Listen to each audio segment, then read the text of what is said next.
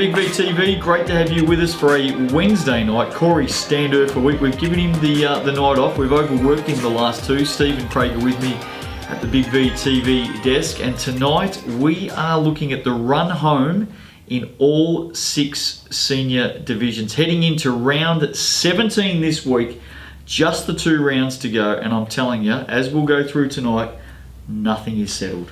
Well, that's the thing. I think for the agenda for tonight is looking predominantly at those last finals spots. Yep. But I also would like to take a keen eye, probably more offset than on tonight, just at those top spots where first place is not locked in, second place is not locked in. Those home finals, yes, potential buys becoming really, really important at the business end of the season. Let's go to Division 2 women. Craig, you are all over this competition. Division 2 women, there's the current ladder. Are we putting the ladder up there? Yes. Are we done? There's the current ladder right there behind me at the moment. I didn't go to the production meeting. Don't hold that against me. It is a top 5. That's how we currently look. Everyone's seen it. Here's the run home because we've got Blackburn, Northeast and Collingwood all within a chance. From there down, you'd think done and dusted, but it is a tight race for that top 5. Yeah, so you really got 2 groups. You've got a group battling for positioning up the top of the ladder. The top 3 could still move around, and then you've got another group battling for the last 2 slots in the top 5. Let's look at tiebreakers. Blackburn does not have head-to-head on Northeast, and they lost to Collingwood by 9 in their previous game. They play them in round 17 this weekend. Yeah. So that's a big one for head-to-head. Northeast has head-to-head on Blackburn. They do not have head-to-head on Collingwood. Mm-hmm. And Collingwood has head-to-head on Northeast, and we will be seeing if they have head-to-head on Blackburn. So that's a huge game, Blackburn versus Collingwood, coming up in the context of finals. The other thing to look at is Wallen versus Melbourne Uni this weekend. Yep. If Wallen win, they can still finish first, mm-hmm, I believe, and that's a bye for Wallen. If they don't, then Craigieburn sew up top spot. When we say bye, they get first week of the finals. Yeah, correct. Yeah. And also if Melbourne don't win, then they are pretty much locked into third. So what that's telling us, Steve, mm-hmm, is Collingwood's a sneaky chance here. Well, absolutely. The Bug scored 39 last week too, by the way. So yeah, she gets up and about the next 2 weeks. Yeah, absolutely. Can certainly make their way into the playoff picture. Obviously, this weekend, we've touched on it, that home game for Blackburn against Collingwood, that fixture there, mm-hmm, is probably the fixture of the next 2 weeks, heading into finals. Do you think it changes? What are you seeing at the moment? What are your thoughts? I think, as I mentioned at the top of the show, the interesting point between Craigieburn and Wallen trying to go for that first week bye, move around. That can move. And obviously, Northeast and Collingwood, even Blackburn, have that potential to slide out if they drop those last remaining games. Are you an all-star or not? Look, I think anyone know who Northeast has this week? Tells us every Monday night that he's an all-star when he's running around at 8 o'clock down at Sheens Road. I think the head-to-head between Northeast and Collingwood could be pivotal. Okay. Come conclusion of round 18. Rightio, there you go. There's Division 2 women. Let's have a look at Division 2 men. A couple of rounds to go. There's the ladder as it sits right now. Just have a look at who's on top of the ladder. If you clowns had listened to me back in round 1... Unbelievable. Oh, round 1 you said they were inconsistent. No, round 10. I had them sorted out from round 1. I love the Giants bus. I'm on it in a big way. Just look at that top 6 though. That is a red hot top 6. And I know we're going to look at the run home, but I'm not sure it's going to change.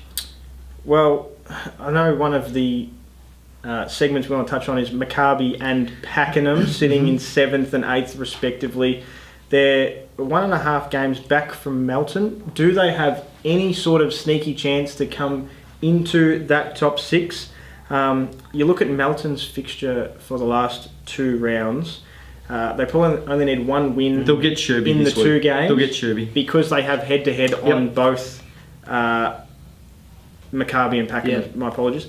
They only need 1 win, and Sherbrooke this weekend is the one. They'll get Sherby. Yep, I think Melton's fine. I think that'll be the top 6. Yeah, I don't think the top 6 can change. There's still room for some movement because things are so tight in there. Camberwell and Southern Penn both on 13 wins. Mildura on 12, Melton on 11. It's nice and close. I think it's likely to move around. I think it will. One thing I do want in this competition the next 2 weeks, if I could put in a an early present request from the big fella that comes and sees me on the 25th of December every year.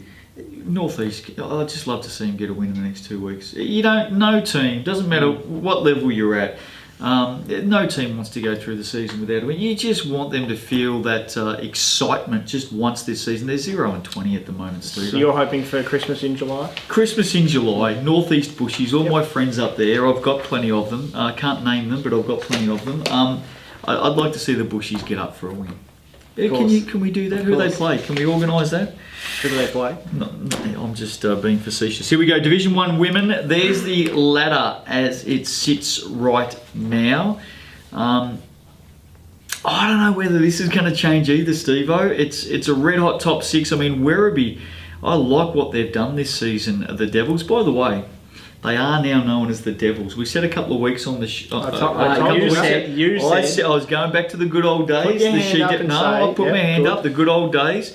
They are known as the Devils. Everything across the board. Correct. So I've just been reminded of that. As it should be. As it should be. The Devils are currently sitting in 6th, and I'm not too sure that ladder's going to change too much, Craig.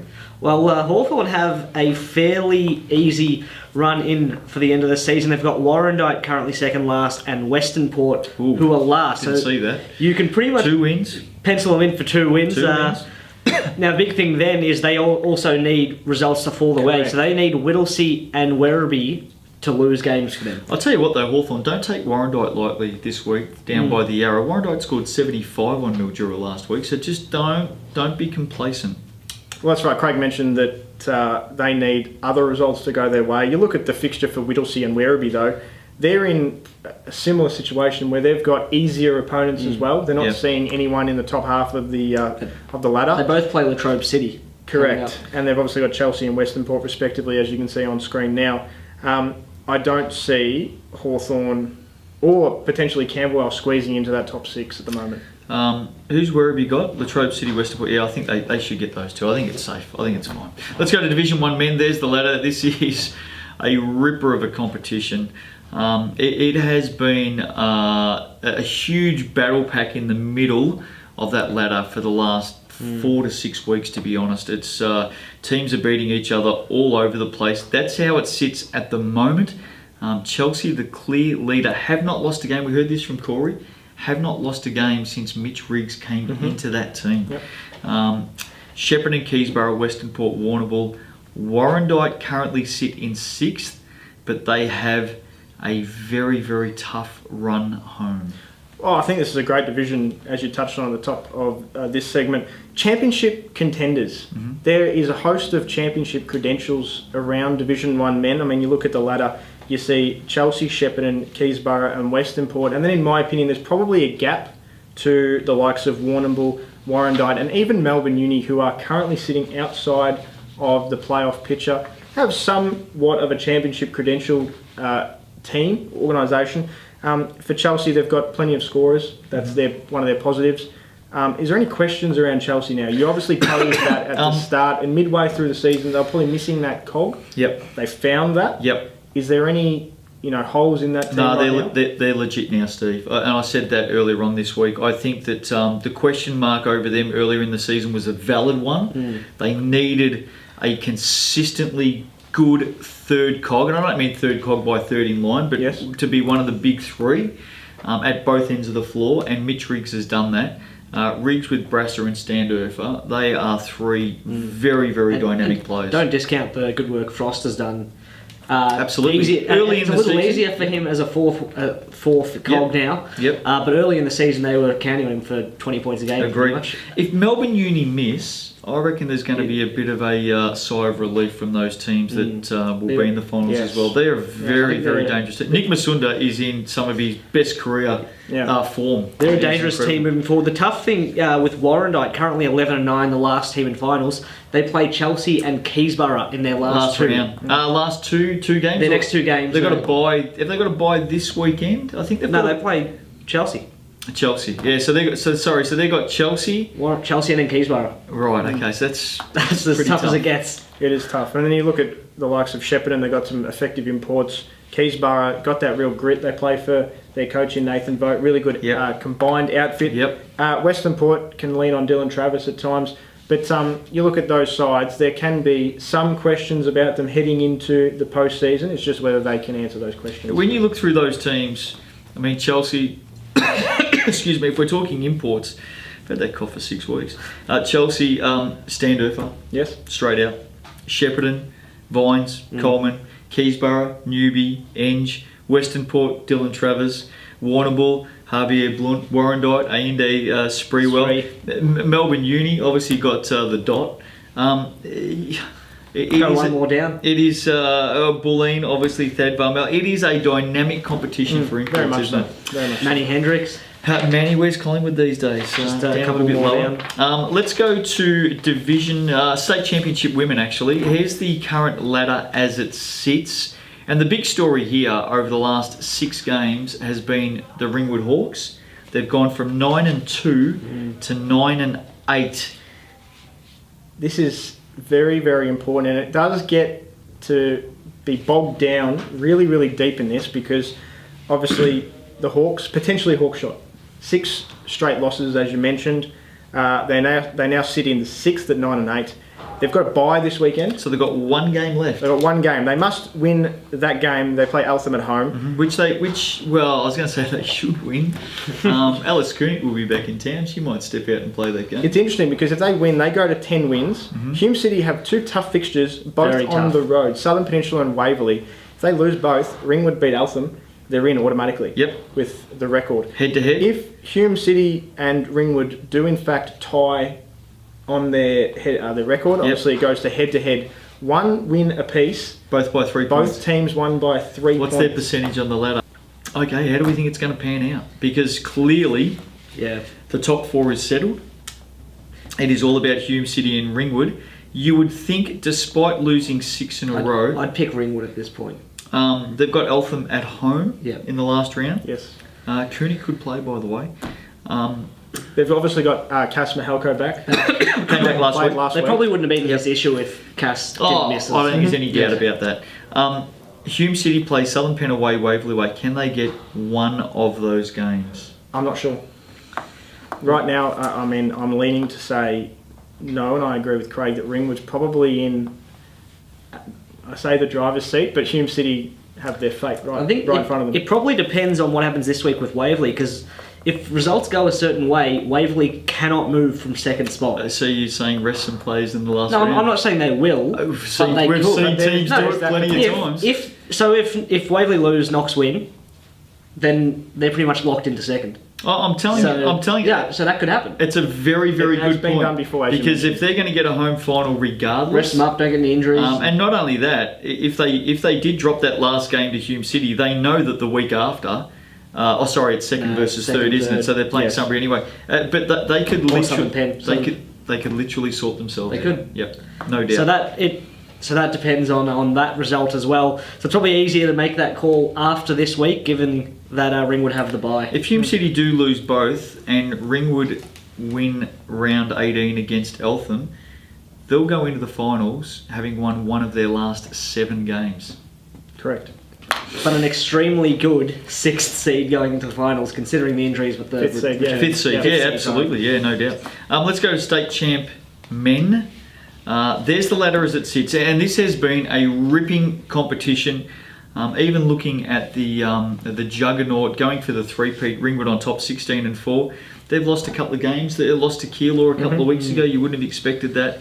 I think it is a wide open race. Obviously, we've got a battle between 3 teams trying to fit into 5th and 6th. Casey, McKinnon and Knox. What I can tell you is Casey and McKinnon have a split head-to-head, beat each other by 7 points. McKinnon has head-to-head on Knox. I'm not sure about Casey and Knox. Maybe you can check that out for us while we talk. But we could end up with a 3-way tie. Very much so. Highlighting McKinnon and Knox in particular, because currently Casey obviously have that 1 game or half a game margin on McKinnon in 5th spot. It's equal. Casey and Knox are equal, 10-10. As well. So In terms of their head-to-head split games? Actually, No, actually, Casey won both. Okay. Sorry, by 10. So Casey's got head to head. Casey has head-to-head. We look at McKinnon and Knox. McKinnon obviously have the 3 fixtures to come: Werribee, Ringwood and Hawthorn. And in my opinion, all tough games because Werribee can pose their threat on their given night as well.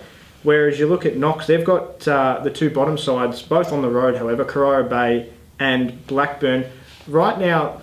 Blackburn at home, by the way, pretty tough. I mean, don't sleep on Blackburn. But I'd say the ball right now is currently in Knox's court. And obviously, sorry for you to say, but you may be playing catch-up at this stage.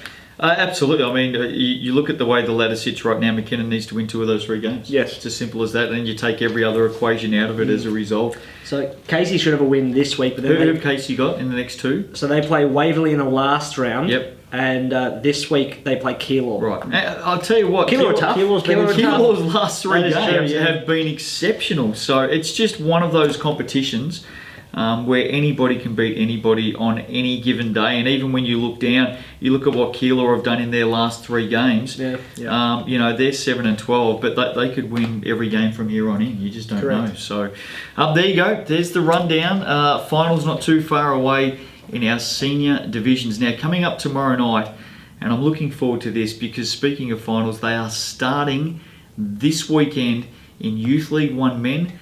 VYC men and VYC women. We are going to pick apart every single final. I just can't believe that we're already here. It seems like yesterday that it was round 1. We're doing season previews not long Season ago, previews. and this year's absolutely flying. I agree with you. Going to be great. So back at the desk tomorrow night, we're looking at all the finals coming up this weekend. Friday night, Corey rejoins us, stand-er for week, and we'll also be putting the call out for someone else to join us next week. Yes, we're going to put the call out for someone else to join us next week on the show. I haven't told you that yet, and what I will disclose is I reckon we might go for one of the leading ladies out there, one of the leading female players in the competition. So stay tuned. Coming up Friday, we'll put the call out. For now, though, go and dissect all the ladders. Go and look at the run home for all the teams. The senior division finals, not too far away. It's going to be a very, very big month of August. See you tomorrow night on Big V TV.